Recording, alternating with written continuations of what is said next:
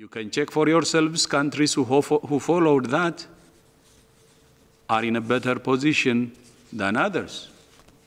This is fact. We can only give advice to countries, but one thing should be clear. We don't have any mandate to force countries to implement what we advise them.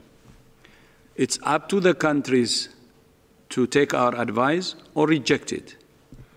But we give our advice based on the best science and evidence. Maybe one example is, as you remember, on January 30,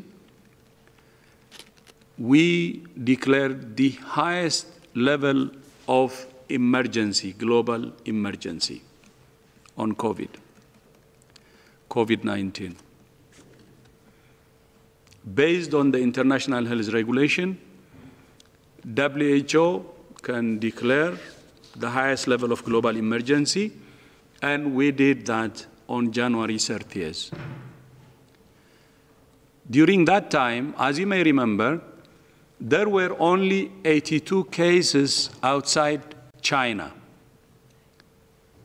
No cases in Latin America, actually. No cases in Africa. Only 10 cases in Europe. No deaths in the rest of the world. Nothing. So the world should have listened to WHO then carefully, because global emergency, the highest level of emergency, was triggered on January 30 when we only had 82 cases and no deaths in the rest of the world. And every country could have triggered all its public health measures possible. I think that suffices the importance of listening to WHO's advice. And then we advise the whole world to implement a comprehensive public health approach. And we said, find, test, isolate, and do contact tracing, and so on.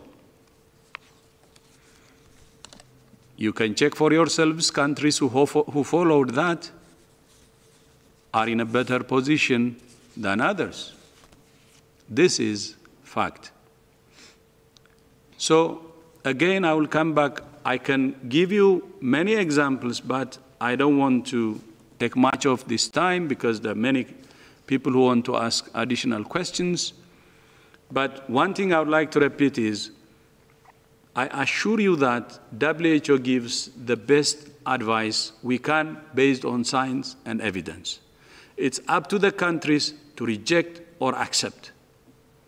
But from our experience so far, what we have seen is some countries accept, some may not. At the end of the day, each country takes its own responsibility.